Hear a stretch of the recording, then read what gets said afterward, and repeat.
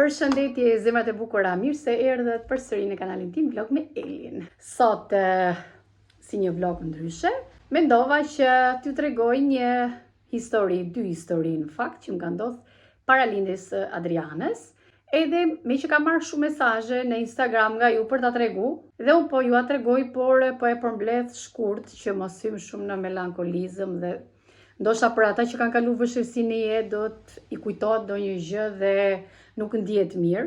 Kështu që unë do ta tregoj pak, jo me shumë dhimbësuri, sepse është një pjesë që më prek shumë, por pak me sportivitet. I lshova pak flokët, bëra banjo mbrëm edhe nuk i kam kreh që t'i drejtoj. Kam dalë në mëngjes sepse kisha punë, kafen e piva që në orën 8 të mëngjesit. Edhe jam kthyer tani për të treguar historinë, gjithashtu sepse është edhe shi jashtë, edhe nuk mundem të bëj as edhe një punë për të pastruar. Dhe kur të hapi koha do vazhdoj me vlogje me pastrime. Para lindjes së Adrianës, Argita ka qenë diku tek 5 vjeç e gjys, pa i mbush 6. Dhe nuk ndihesha mirë, kuptoj që kisha ato simptomat e shtazanisë. Shkoj në farmaci, marr një test shtazanie, bëj testin, testi del pozitiv. Në momentin që gëzohem shumë, do me thënë, pa i treguar të mirin, kur kthehet nga puna, shtroj bukën për të ngrënë dhe ja vendos aty para. E shikon një herë, nuk e kuptoj për momentin, edhe thot, çfarë është kjo? Thot, pastaj e shikon edhe një herë edhe u gëzuam shumë. Argita e priti me shumë lumturi, dashuri, flinim të tre bashkë. Pra Argita flinte me neve çdo mbrëmje, vendose kokën te barku im. Pra flinim të tre, nuk u ndanim në asnjë moment. Shkoj 4 muajshe, më duhet të bëja vizitën e radhës. Kur bëj vizitën e radhës, qëllon një ditë shumë e bukur, isha shumë e lumtur, sepse ishte një ditë që do më thoshte doktori, ginekologu, ishte vajza apo djalë. Neve nuk kemi pas asnjë lloj problemi me gjinit, as unë as Fatmiri. Mjaftonte të ishte beb, pra nuk na interesonte. Argita kërkonte motër, dua një motër të vogël. Para se të shkoja të bëja vizitën, nuk e ndjeja barkun mirë, ishte sikur mbushje një tollombac me ujë, dhe kur e kthe në një krah i bie pesha pra e gjithë, edhe barku im, unë para 2 ditësh që të shkoja për vizitë kisha këto simptoma, por ndonjëherë Zoti ta merr mendjen dhe nuk të shkon mendja për asnjë gjë, por prapë kisha më rrinte diçka e keqe, e mbledhur edhe në mendje, edhe tu tek barku që sikur kisha diçka. Marr ginekologun një ditë e para dhe më thote duhet vish nëse ke këto probleme ose ndjen këtë gjë, duhet vish të shikojmë bebin. Atëherë punoja në një taverna, punoja shumë, por momentin që e mora vesh isha shtatzane, e ula vrullin e punës, punoja shumë pak, me orë të shkurtra, por më shumë shkoja, qëndroja në karrike, çdo punë që bëja e kishin shumë merak, edhe personat që i kisha në taverna dhe pronari dhe gjithë, me thënë që shumë njerëz mirë, ma thonin shpesh, mos u lodh, nuk duam që të ndodhi ndonjë gjë, o bobo do ndodhi diçka vetëm nga puna, megjithse fajsoja vetëm për këtë gjë, që gjoja e kisha nga puna, por mendoj që këto janë punë të Zotit. Në një moment shkoj atje, isha shumë e lumtur, po e kisha të brengën që mos kam ndonjë gjë të keqe, por nuk më shkonte mendja se i kishte ndaluar zemra para, sipas doktorëve, 3 ose 4 ditësh. Kur shkoj atje, kisha vizitën, më vizitojnë, më vendosin kur bëjnë ekon për të dëgjuar rrahjet e zemrës. Nuk po i dëgjonin rrahjet e zemrës. Në ato momente e kuptova që diçka nuk shkonte, më mbushën syt me lot. Më thonë infermierët nuk duhet mërzitesh, nuk duhet mërzitesh para kohe, duhet sigurohemi dhe ne që është diçka e mirë. Nuk po i dëgjonin zemrën, u mblodhën 6 infermiere, thirrën doktorin, erdhi ginekologu që kisha unë, e tun barkun, momentet e tun barkun shumë e trëndi, do me thënë, vendos në këtej andej, bën një vizit për shumë minuta, e kuptoj, edhe më shikon, unë fillova vetëm se mi kishin lotët, edhe më thot, për qa qanë? Atëherë thot, nuk dua as të të lëndoj që ta them direkt, por duhet t'jesh e fortë, sepse je një vajzë e re, dhe bebit i ka ndaluar zemra, diçka nuk ka shku mirë me zemrën, Zoti deshi që të mos lindi. Ndoshta kjo për diçka të mirë që mos lindi.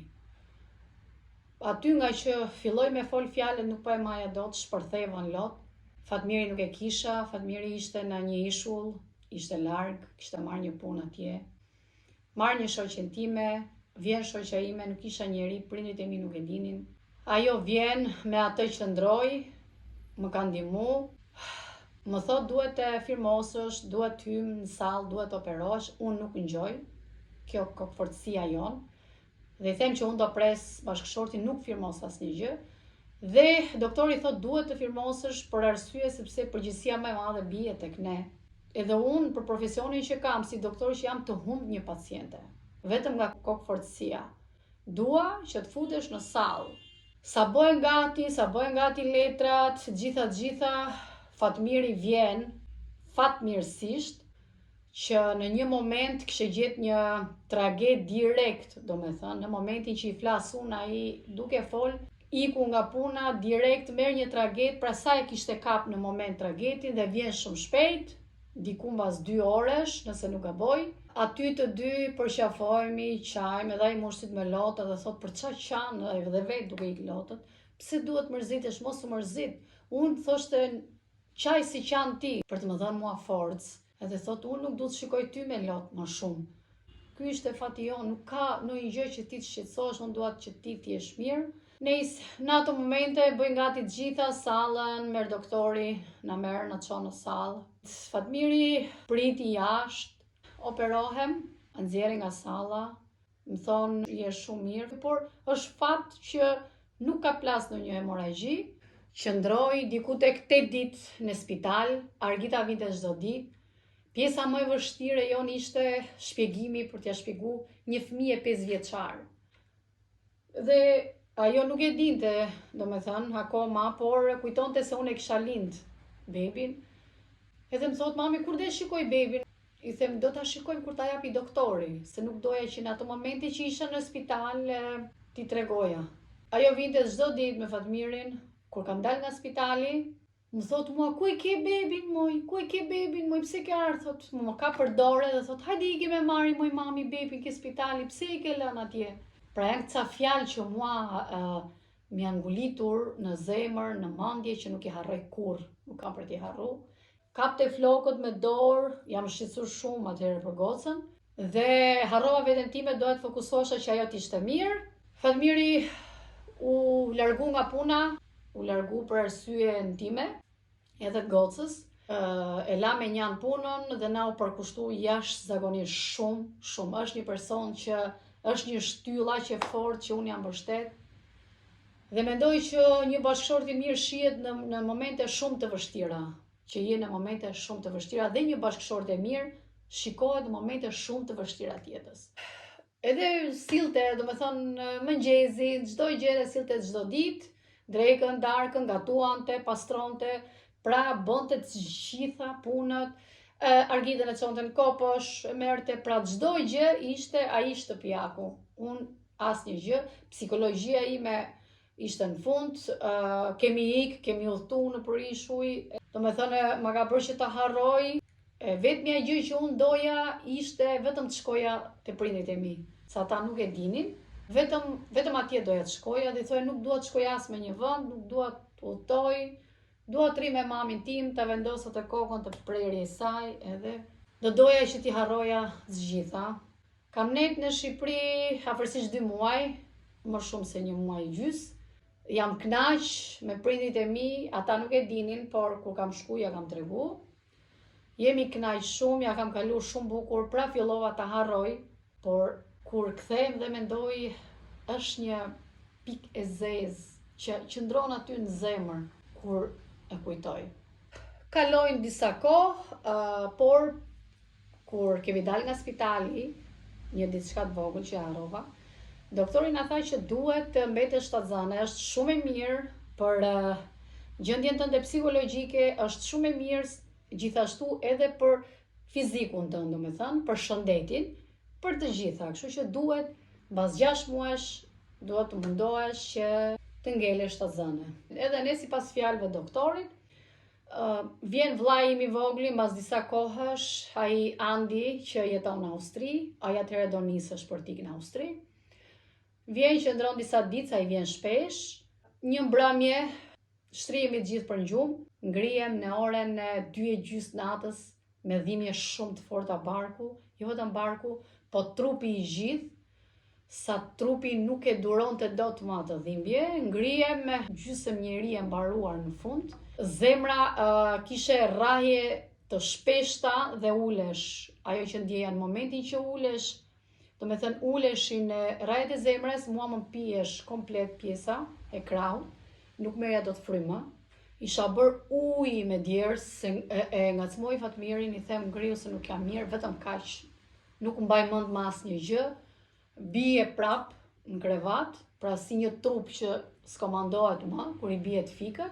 Pas aty shikoj një ëndër, dëgjoj zërin e Fatmirit, vllait, e dëgjoja shumë larg, sikur po më vinte nga shumë larg ky zë, dhe në atë momente shikoj një ëndër që isha me fustan të bardhë si material këmishe ose saten, edhe shikoj një dritë, kjo drita që gjithmonë neve e kemi dëgjuar, për atë që e ka kaluar e di që ajo ekziston si ëndër, dhe mua ndoli një dritë tuneli, jo një dritë, po dritë tuneli, s'mund ta them, po një dritë hane që më shkëlqente. Unë shkoja për ta kap dhe ajo më largoheshe, nuk arrija dot, ndonjëherë më dukesh afër, ndonjëherë më dukesh shumë larg, sikur shkëlqente pak. Në ato momente më sqojnë lotët e Fatmirit edhe të vllait, njëri ishte këtu, njëri këtu dhe ai mundohet me alkool, Fatmiri me të gjitha.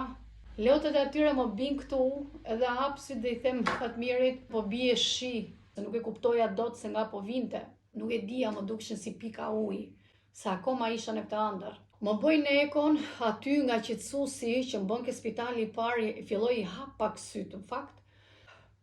Mblidhen këto infermieret, edhe shikojnë në ekran, thotë që ka një pikë zezë, këto dyshonin për kancer, mua ma kap veshi e dëgjoj, edhe I them çfarë kam, thotë mos u shqetëso, nuk duhet flasësh, nuk ke asnjë gjë, këtë do ta përcaktoj vetëm ginekologu. Në atë moment zbret ginekologu dhe thotë, ai ishte kirurg, më thotë sa e shikon në ekran, thotë ngjo këtu, je për operim, je për sallë operimi, do futesh direkt, sepse ke shtatzani jashtë mitre. Me dy fjalë, më thotë dua ta përmbledh dhe dua të më dëgjosh, e di që je pafuqishme, por mbylli sytë dhe më dëgjon. Thret dhe Fatmirin dhe ja shpjegon edhe atij.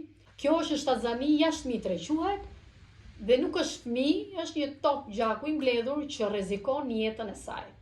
Edhe më kthej dhe më thotë kur hap sytë, thotë të do Zoti shumë, kështu që do të fusim në sallë, do bëjmë gati sallën, do është një operim që do të çahesh në kërthiz, në formë kryqi, do të vendosim një kamer afër ku është opandisiti, që kjo do bëhet me kamer, dhe mos ki merak, thot, sepse do të operojmë dhe me operacion plastik në fund, që mos kesh atë problemi që kanë gratë kur shkojnë në plazh dhe filloj ta kthente edhe pak në shaka, që të na hiqte edhe të keqen. Më marrin direkt, më çojnë sallë, I bëjnë gjitha gati. Fatmiri me lot, më puth mball, në një moment I them mos u mërzit, nëse nuk dal, më ki merak argitën. Pra fjala ime që ka qenë I kam thënë atij, edhe vetë kujdesu për jetën tate dhe gocën ma ki amanet, pra ka qenë një moment shumë I vështirë që unë nuk mundem ta tregoj dot, se po më kapi kjo e qara, nuk e pushoj dot gjatë gjithë ditës. Kërkoj falje, kur I kujtoj, prekem shumë. Fatmirin e lejojnë që ty tek salla e madhe, është ai korridori I madh që janë sallat e operacionit rjesht. Ne nuk lejojmë, por ty do të lejojmë. Dhe në një moment, kur shkojmë lart, na thot doktori, ky operacion zgjat 3 orë me 3 orë e gjys, duhet ta dini, je në rrezik të madh për jetën. Kjo mund të shkaktoj hemoragji, mund të arrijë pika e gjakut në tru ose në zemër, dhe ndonjëherë shkaku shumë I vështirë për të gjetur se nga vjen humbja e jetës një njeriu. Më fusin direkt në sallë, dal në orën 6:30 të mëngjesit. Në ato momente vjen doktori edhe më kap, domethënë këtu dhe thot zonja Elvira, unë saj hap pak sy, thot si kokramollos je, thot shpëtove ja hodhe, shkote vajza. Më çojnë dhomë, Fatmiri qëndron aty, vllai nuk ikën, qëndron këtu. me Argitën, merret me Argitën, i gatunte, do me thënë, ka ndihmu shumë vllai, prindërit e mi nuk e dinin, merrnin telefon, Fatmiri ja hapi një herë që isha në spital, në dhomë, dhe i thot është në punë, po ka harru telefonin në shtëpi. Mami im, si çdo nën, kishte një diçka që s'ishte mirë, ma ka tregu mbrapa këtë gjë. Shikonte ëndra shumë të këqija, më shikonte me fustan nuseje, sikur kërceja, në fushë me lule, me flutra. Edhe i thot Fatmirit një ditë tjetër prap merr prap, thot dua të flas me Elin, thot unë isha shumë e pafuqishme, si që është një operacion, kam nejt 9 ditë në spital, e marrë telefonin, shkoj në banjo, aty ulem, s'kisha fuqi, Fatmiri rrinte në kam, infermiere kisha, dhe i themoj mami, jam shumë mirë, po jam në punë, nuk kam kohë të marrë në telefon. E shqyqy që të gjova zëre, thot se po më mbysin ëndrat. Tham jo se jam shumë mirë, mos u bë merak. Dhe i se kaq 2-3 fjalë e mbyll, që dha ata ti qetësoja. Kthehemi në shtëpi, isha cop fare, shumë dhimbje barë, po jashtëzakonisht më tha që 1 muaj do kesh dhimbje, nuk duhet punosh, do shkëputesh nga puna. Një anësore të Mitres ma kanë hequr, atëherë ma thanë, domethënë i thanë dhe Fatmirit, duhet firmoste etj, që jeni dakord, sepse ndryshe ky operim nuk bëhet, duhet hiqet anësorja e Mitres. Fatmiri atëherë kishte pyet doktorin, i thot nuk mund bëj dot fëmijë me një anësore, po bën sa të duash, i kishte thënë doktori, sa t'ju doj qefi juaj, vetëm nëse nuk doni ju me bë fëmijë, nuk ka asnjë lloj problemi, kishte thënë, për të bërë fëmijë. Fillojmë prap, Fatmiri shkojmë, udhtojmë, shkojmë në Bërishu, i marrim një vark, kënaqemi domethënë, i kemi harru, pastaj kërkoja prap të shkoja në Shqipëri. Shkojmë në Shqipëri, edhe atëherë neta 1 muaj, nuk kam net më shumë. Ja tregova dhe mamit me babit, jam kënaq, kur u ktheva erdhën dhe ata këtu, kanë ardhur mbrapa meje, domethënë që të qëndronin që unë t'isha mirë, mami kishte atë merakun, gatunte, bënte punë të shtëpisë siç e ka çdo nën, se thoshte do të ndihmoj me gocën. Dhe nuk e kam ndier fare këtë punën e, domethënë këto dhimbjet që kam kalu sprovat, kam pas Fatmirin, edhe kam një njeri super, nuk dua për as edhe një gjë thot që ti të vrasësh mendjen për asnjë gjë, dua vetëm që ti edhe gocat të jeni shumë mirë nga shëndeti. Mbas 7 muajsh vjen Adrianushi, mbetem shtatzane, e morëm me një dashuri, domethënë nuk e di shumë, unë kisha frikën, duke qenë 2 herë në spital, 2 herë që kalova shumë vështirësi, kisha shumë frikë, mbaja barkun, e kontrolloja, merja doktorin, doktorit ja ka mërzit çdo ditë telefon. Ajo frika ekzistonte shumë, edhe më thot një herë doktori që dëgjoj, thot nuk dua as të stresohesh, domethënë që mund t'i bësh dëm fëmijës dhe vetes tënde. Nuk dua të stresohesh, je shumë mirë. Bebi është shumë mirë, edhe e marrim vesh, shkojmë që na thot vajzave, në fakt nuk e di pse, po të tre kishim dashuri, se nga që donte Argita, motër, neve të tre kishim shumë qef. Unë kam pas shumë dëshirë kur isha beqare që të kisha 2 goca, si fillim, se unë nuk kam motër, edhe ajo ndjesia që nuk kam një motër, nuk e di, i kisha shumë qef shoqet e mia që kishin motra, do shta ishte ajo që të kuptonin më shumë. Edhe thoja, o Zot, nëse më jep një gocë, mos më jep vetëm 1, më jep 2, ose edhe 3 që të kenë njëra tjetrën. Shtatzania me Adrianën ishte super shtatzani, nuk kisha as një lloj shqetësimi, as kur mbeta shtatzane. Domethënë kam pas një shtatzani të qetë, një shtatzani shumë të bukur, edhe me Argitën e kam pas, po me Argitën 3 muajt e parë isha e vdekur fare, vetëm villja, por haja shumë, edhe Fatmirit i them në një me shaka, shqyqy që kish shpëtu se do të kisha hangë edhe ty. Kur kam dalë nga spitali, Adrianën kishim në kosht të vogël, edhe ka ardhur gjithë lagja këtu, që pjesa më e madhe janë grek, në fakt, greket gjithë, edhe nga që dini që u po prisja me shumë padorim një beb, kanë ardhur gjithë, unë kur kam dalë nga makina, shikoj disa video dhe janë shumë të vërteta, dola kështu Fatmiri, vetëm Fatmiri më mori për krau, edhe po shikonim, ata e morën koshin dhe i rrinin gjithë si për kokës, i thoshin njëri tjetrit, mos u afro se do t'i bësh ndonjë gjë bebit, mbuloje bebin. Domethënë neve rrinim, ata e kishin koshin e fëmijës dhe e banin gjithë, edhe gjithë domethënë e shikonin, o Zot sa e vogël. Edhe ka dash gjithë lagja dhe tani që çdo ditë e çoj në shkollë ose edhe kur ishte e vogël, të gjithë e duan, i flasin, mirëmëngjes, mirëmbrëma Adriana. ja kujtojnë Adrianës kur ishe bebe ti, neve të kemi mbajt në krah. Këto ishin dhe historitë e mia. Unë ju falenderoj shumë që dëgjuat dhe uroj që të mos jeni prek ndoshta ato që kanë kaluar sprova në jetë. Dhe mendoj që Zoti kur na vën në sprova duhet ta dini që gjëra më të mira na sjell në jetë. Kjo është e sigurt. Dhe ju falenderoj shumë dhe të shihemi në videon tjetër. Mirupafshim.